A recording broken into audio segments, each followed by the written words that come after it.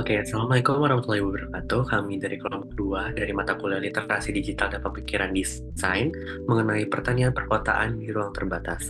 Perkenalkan, kami dari kelompok 2, saya Oktoran Putra dengan NRP 23222088. Saya Panji Aditya Warman dengan NRP 23 2022-09. Saya Raffiasa Sudrajat dengan P23 2022-013. Untuk yang pertama ada design thinking.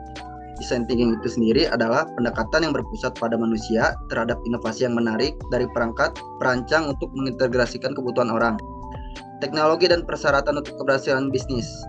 Design thinking menyediakan pendekatan bisnis berbasis solusi untuk memecahkan masalah yang kompleks dengan memahami kebutuhan manusia yang terlibat. Ada 5 tahap dalam design thinking, yaitu empati, define, ideate, prototype, dan test. Design thinking itu sendiri menurut Brown dan White menekankan bahwa design thinking merupakan sebuah interaksi yang berorientasi pada manusia atau human oriented, yang di dalamnya ada proses berempati, integrative thinking, dan optimis. Desain yang berpusat pada manusia atau human-centered design adalah proses yang dimulai dengan orang-orang yang dirancang dan diakhiri dengan solusi baru yang dibuat khusus untuk memenuhi kebutuhan mereka. Design thinking merupakan salah satu metode dalam melakukan suatu proses desain. Dalam design thinking, metode dalam menyelesaikan masalah dengan berfokus pada pengguna atau user. Design thinking adalah sebuah disiplin ilmu dengan menggunakan sensibilitas desainer dan metode dalam mencocokkan kebutuhan user dengan teknologi yang layak dan dengan strategi bisnis yang menjadi nilai pelanggan dan peluang pasar. Yang kedua ada latar belakang. Latar belakang itu sendiri yang dimana pertanian perkotaan pada dasarnya merupakan bentuk kegiatan atau usaha komersial atau non komersial yang terkait dengan produksi, distribusi, dan konsumsi bahan pangan atau hasil pertanian lain. Tujuannya yaitu menghasilkan bahan pangan, wahana rekreasi, sekaligus relaksasi. Daerah perkotaan umumnya tidak memiliki lahan pertanian karena sudah habis untuk gedung, bangunan, atau jalan. Masyarakat perkotaan membutuhkan bahan pangan cukup banyak dan umumnya harus didatangkan dari luar kota. Kondisi ini mengakibatkan ketersediaan dan akses terhadap bahan pangan terbatas. Oke, seperti apa yang sudah dijelaskan oleh rekan saya, ada 5 tahapan dalam design thinking, salah satunya empathize atau empati. Pesatnya laju pertumbuhan populasi di perkotaan akan menimbulkan masalah lingkungan, mulai dari konversi lahan sampai degradasi kualitas lingkungan akibat polusi dan sampah. Apabila kondisi pertumbuhan populasi penduduk lebih besar dibandingkan laju produksi bahan pangan, maka akan terjadi bencana krisis pangan. Jumlah bahan pangan yang tidak cukup secara paralel akan berdampak pada ketergantungan antara suatu kawasan atau wilayah terhadap kawasan lain. Hal ini terjadi terutama untuk wilayah perkotaan negara-negara berkembang, di mana wilayah tersebut semakin menjadi pusat penduduk serta pemukiman dan kepulauan orang-orang dengan keragaman etnik. Menurut WHO tahun 2008 memprediksi bahwa pada tahun 2020 sekitar 70% penduduk di negara-negara berkembang di Afrika, Asia, dan Amerika Latin akan tinggal di kawasan perkotaan. Kondisi ini mendorong pemerintah maupun masyarakat untuk di kawasan perkotaan harus mulai mencoba untuk memenuhi kebutuhan pangan secara mandiri, serta memperbaiki kondisi lingkungan agar tercipta lingkungan yang sehat dan berkualitas. Salah satu solusinya adalah menerapkan pertanian perkotaan. Di sini juga ada potensi dan peluang dan kendala. Nah, potensi dan peluang itu ada memberikan akses pangan yang lebih luas bagi konsumen miskin di daerah perkotaan. Yang kedua, dapat menjamin ketersediaan produk pangan yang lebih segar. Ketiga, berpotensi menciptakan kesempatan kerja dan sumber pendapatan. Yang keempat, memiliki keuntungan akses yang lebih luas dan lebih mudah terhadap sumber informasi pengolahan limbah. Terus kendalanya, yang pertama ada relatif sempit lahan pertanian di perkotaan karena banyak dimanfaatkan untuk kegunaan lain. Yang kedua, pengembangan produk pertanian di daerah perkotaan rentan kontaminasi oleh logam berat dan polutan lainnya karena polusi dan pencemaran lingkungan. Selanjutnya ada minim sumber daya manusia bidang pertanian karena umumnya masyarakat perkotaan bekerja di sektor non-pertanian. Terus yang terakhir ada daya saing sektor pertanian di daerah perkotaan relatif rendah karena dianggap kurang menarik dan memberikan hasil memuaskan. Oke, tahap selanjutnya ada define. Pertanian perkotaan merupakan kegiatan pertumbuhan, pengolahan, dan distribusi pangan serta produk lainnya melalui budidaya tanaman dan peternakan yang intensif di perkotaan dan di daerah sekitarnya, dan menggunakan kembali sumber daya alam dan limbah perkotaan untuk memperoleh keragaman hasil panen dan hewan ternak.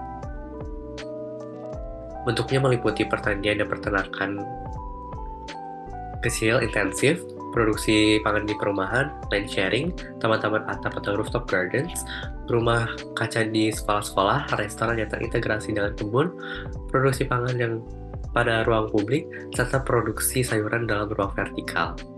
Pertanian perkotaan menjadi praktik umum di banyak kota, melibatkan masyarakat dengan cara bervariasi antar negara dan antar kota. Urgensi pertanian perkotaan menjadi meningkat ketika krisis ekonomi menyebabkan keamanan pangan menjadi pertanyaan besar. Keamanan pangan khususnya bagi masyarakat miskin kota tampaknya menjadi isu yang penting di masa depan. Dengan semakin meningkatnya tekanan dan sumber-sumber produksi pangan, berkembangnya jumlah masyarakat miskin kota, pertanian kota akan menjadi alternatif yang sangat penting. Menurut hasil penelitian Smith tahun 2001 menunjukkan bahwa 800 juta orang di seluruh aktif terlibat dalam praktik ini, dan bahwa pertanian perkotaan dapat menghasilkan rata-rata 15-20% dari produksi pangan dunia. Tingkat partisipasi masyarakat dalam kegiatan pertanian perkotaan di negara-negara berkembang juga bervariasi, mulai dari 10% di Indonesia sampai 70% di Vietnam dan Nicaragua. Melihat besarnya peranan dan pertanian perkotaan tersebut, menurut Kosiska tahun 2018 berpendapat bahwa pertanian perkotaan tidak hanya sebatas mengatasi kecanggungan pangan di tengah persaingan mendapatkan sumber daya yang langka seperti air dan tanah, tetapi juga mengatasi hal-hal tersebut dengan cara yang inovatif dan integratif untuk mengoptimalkan akses, kualitas, dan kuantitas pangan bagi kaum miskin kota. Untuk mengatasi masalah ini, ada kebutuhan mendesak bagi masyarakat dan pemerintah dan perkotaan mulai memenuhi kebutuhan pangan secara mandiri melalui metode yang berkelanjutan dan inovatif. Salah satu yang diusulkan adalah pertanian dan perkotaan, yang melibatkan kegiatan pertumbuhan, pengolahan, dan distribusi pangan di perkotaan dalam metode intensif yang memanfaatkan sumber daya alam dan limbah perkotaan. Beberapa bentuk implementasi yang secara efektif dan inovatif dalam pertanian perkotaan termasuk hidroponik, kebun vertikultur, budidaya tabu lampot, atau tanaman buah dalam pot, dan kebun atap. Selanjutnya, untuk ide inovatif dalam implementasi pertanian perkotaan, yang pertama ada kebun vertikultur. Ini merupakan teknik bercocok tanam yang menggunakan bidang vertikal secara bertingkat. Pagar dan dinding dapat digunakan. Vertikultur dapat menanam berbagai jenis tanaman, termasuk tanaman buah dan sayuran semusim seperti sawi, selada, bunga kol, tomat, terong, seledri, bayam, brokoli, kangkung, bawang daun, kemangi, dan lain-lain, ataupun tanaman toga seperti kunyit, kencur, lengkuas, atau serai. Tanaman untuk vertikultur dapat ditanam pada pot atau benda bekas yang digantung, seperti botol dan kaleng dengan cara disusun secara vertikal. Yang kedua, ada budidaya tabu lampot. Tabu lampot merupakan kependekan dari tanaman buah dalam pot, di mana ini merupakan metode menanam pohon buah dalam pot. Selain pot, tabu lampot juga dapat dibuat dari polybag, drum, tong, ember, atau wadah lain yang cocok untuk menanam pohon buah. Tanaman semusim yang dapat ditanam dengan tabu lampot antara lain semangka, melon, stroberi, dan lain-lain. Sedangkan untuk tanaman tahunan yang bisa ditanam adalah mangga, lengkeng, rambutan, apel, jeruk, jambu, buah naga, anggur, sawo, belimbing, kedondong, alpukat, delima, stik, durian, arabai, blueberry, dan lain-lain.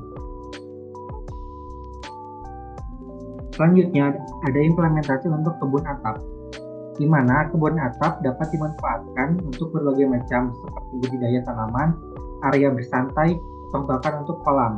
Atap sendiri dapat dimanfaatkan untuk lokasi bercocok tanam, di mana bercocok tanam di atap biasa disebut sebagai rooftop gardening.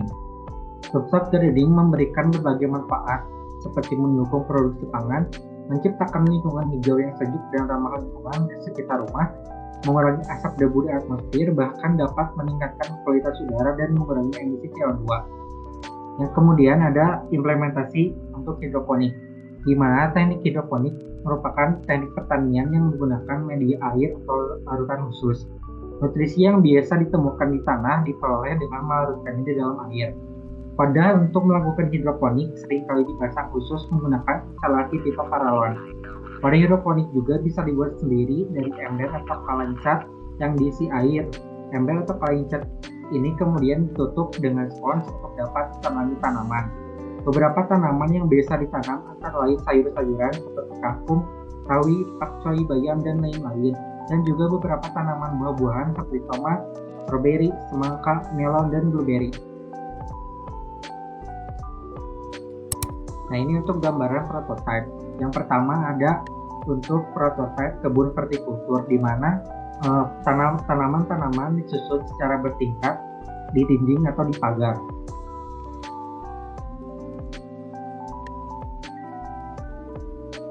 Nah, yang kedua ada prototipe untuk tabula pot. Tanaman buah di dalam pot seperti yang ada pada gambar, yang dimana ada buah jeruk dan buah mangga. Yang selanjutnya ada prototipe gambaran dari kebun atap, di mana di atap rumah ini terdapat berbagai macam tanaman yang dapat ditanam, seperti ada buah tomat ataupun bayam atau seledri. Nah, ini ya untuk prototipe hidroponik, di mana hidroponik menggunakan media air untuk bercocok tanam. Nutrisi yang dibutuhkan oleh tanaman yang didapat di tanah itu dialirkan di dalam air. Oke, sekian dari kelompok 2 mengenai pertanian perkotaan di ruang terbatas. Terima kasih.